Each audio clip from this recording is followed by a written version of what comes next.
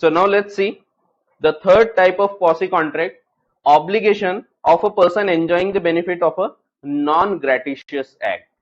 अब इसको जो मैंने आपको एग्जांपल दिया था एकदम शुरुआत में फर्स्ट चैप्टर में, अब हम पढ़ रहे हैं 7th chapter, but first chapter का वो एग्जांपल फिर से मैं आपको याद दिलाऊंगा, कुली वाला एग्जांपल, जिसमें क्या होता है, जब आप आते हैं कोई दूसरे शहर से और आपकी ट्रेन रुकती है एकदम लास्ट प्लेटफॉर्म पे, प्लेटफॉर्म नंबर 7 पे उतरी है आपकी ट्रेन। अब आपको वहां से आना है रेलवे स्टेशन के बाहर, आपके पास है बहुत सारा लगेज, इतना सारा लगेज लेके आप अकेले नहीं आ सकते, आप अकेले व्यक्ति हैं और इतना सारा लगेज रखा है। सामने एक रेड कलर के कपड़े पहने एक व्यक्ति खड़ा है, उसके यहाँ पे बिल्ला लगा है 786 786 लिखा है उसपे।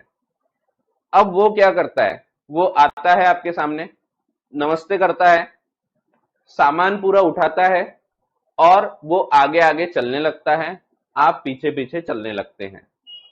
यहां पे वो बाहर आके जो भी लगेज है वो उतार देता है और बोलता है साहब पैसे, पैसे मांगता है वो आपसे। अब यहां पे क्या आपको पैसे देने की जिम्मेदारी है? The answer is yes. क्यों? यहां तो कुछ डिसाइड ही नहीं हुआ था, यहां तो कुछ बोला भी नहीं, उसने भी कुछ नहीं बोला, आपने भी कुछ नहीं बोले, पर फिर भी यहां पे हमने मान लिया कि एक कॉन्ट्रैक्ट हो गया, ये इंप्लाइड बाय लॉ है। क्यों माना हमने? क्योंकि ये बोलता है section number 70 of the Indian contract act. Section 70 of the Indian contract act बोलता है जब एक व्यक्ति दूसरे व्यक्ति की सर्विसेज ले लेता है तो दूसरा व्यक्ति उसका पैसा क्लेम कर सकेगा। क्यों कर सकेगा? क्योंकि सोच के देखो, अगर वो बेचारे कुली को अधिकार न दिया जाए पैसा क्लेम करने का, तो यहां क्या होगा, वो कुली जो है उसका नुकसान हो जाएगा और आप उसके नुकसान पे फायदा कमा लेंगे। आपने उसके बेचारे की सर्विस ले लिया और पैसा भी नहीं दिया, तो आपको फायदा हो गया।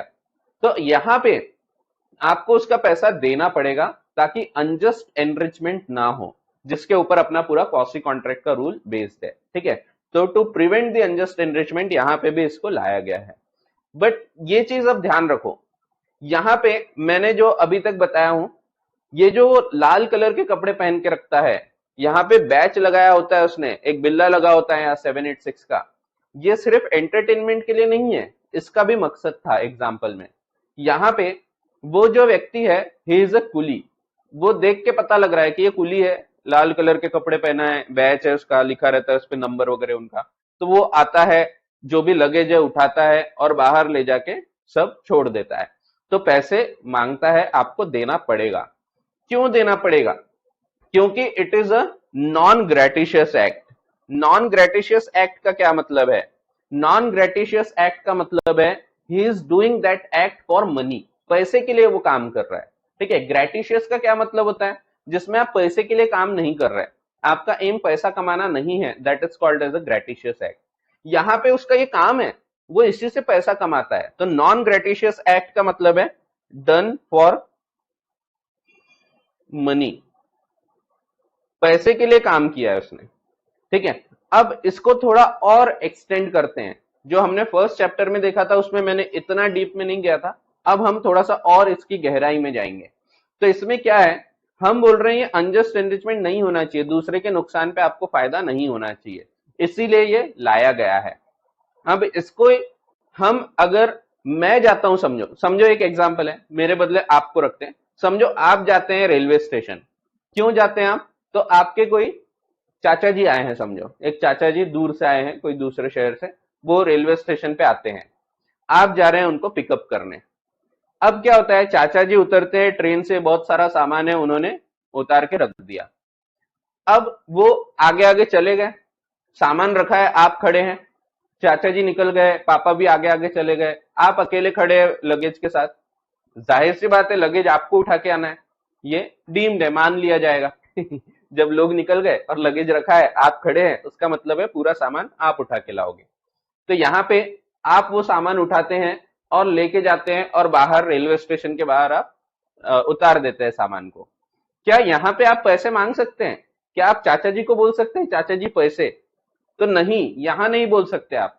क्यों नहीं बोल सकते? It is a gratuitous act.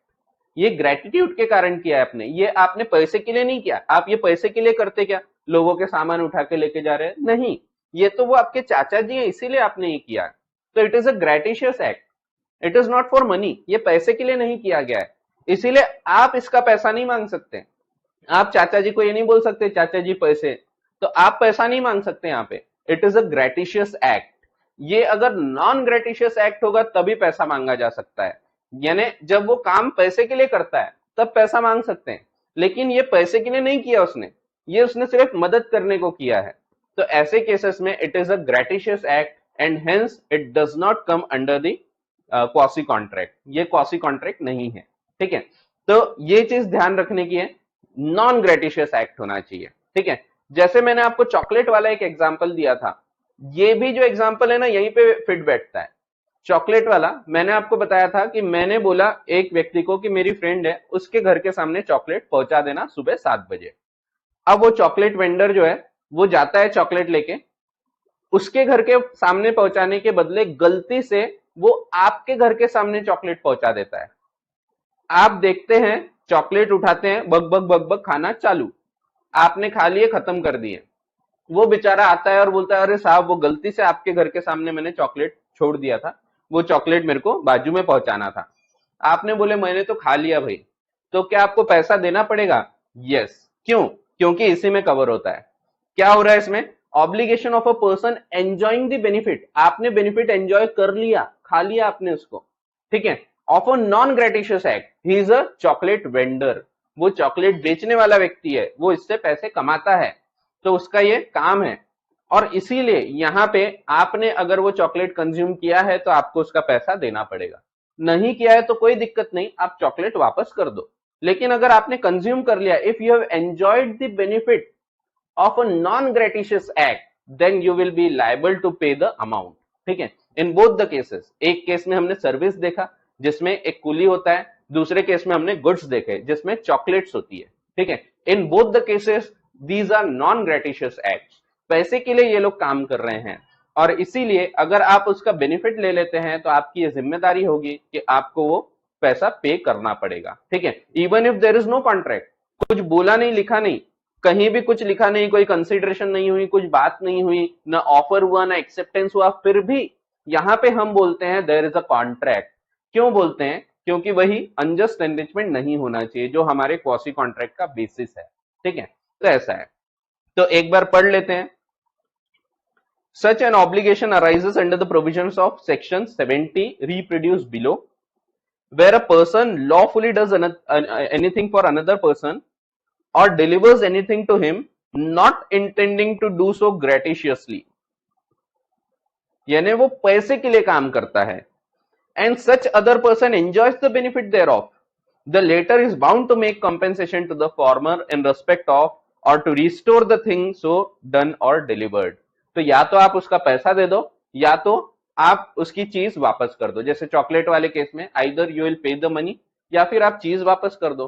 तो यहां पे आपकी जिम्मेदारी बन जाती है, आपको पैसा देना पड़ेगा, नहीं तो खाना ही नहीं था, आपने अगर खा लिए हैं तो आपको पैसा देना पड़ेगा। ठीक है, thus it thus follows that for a suit to succeed the plaintiff must prove, तो जो केस फाइल कर रहा है उसको प्रूव करना पड़ेगा that he had done the act or had delivered the thing lawfully, उसने lawfully एक चीज प्रोवाइड किया था, he did not do so gratuitously, वो gratuitously नहीं कर रहा है, that is he did it for money,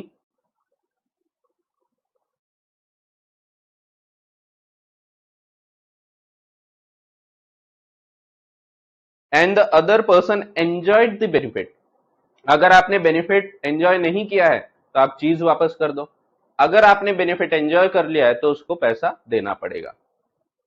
example दिया है, a tradesman leaves goods at B's house by mistake, B treats the goods at as his own, तो उसने अपना मान के उसको यूज कर लिया, he is bound to pay for them to A, बिल्कुल सेम चॉकलेट वाला एग्जाम्पल। दूसरा एग्जाम्पल है, A saves B's property from fire, देखो ये वाला एक बड़ा इंटरेस्टिंग एग्जाम्पल है, एक जगह पे आग लगी है और वहां पे कुछ सूटकेस वगैरह है, उस सूटकेस में बहुत इंपॉर्टेंट कागज है, एक व्यक्ति चिल्ला रहा था अरे मेरे कागज जल रहे हैं, बचाओ, कोई बचाओ, कोई पैसे, कोई लेके आ जाओ मेरा सूटकेस। एक बीकॉम ग्रेजुएट है, वो आता है भीड़ से निकल के, जान पे खेल के वो बिल्डिंग में घुसता है और सूटकेस बचा के ला लेता है। क्या यहाँ पे वो पैसे मांग सकता है? The answer is no. It was a gratuitous act. उसने बेचारे ने हेल्प करने को ये किया था कि सेठ जी की हेल्प हो जाए, जिनके प्रॉपर्टी के कागज फंसे हुए हैं बिल्डिंग में, वो उनको बचा के देना चाहता था। ठीक है। या फिर समझो एक कोई महिला है, वो रो रही है, अरे मेरा बच्चा फंसा है, बचाओ बचाओ। तो यहाँ पे अगर कोई जान पे खेल के उसको बचा के लाता है तो क्या वो पैसे मांग सकता है? The answer is no. वो पैसे नहीं मांग सकता। ठीक है। तो वही दिया है, A saves B's property from fire.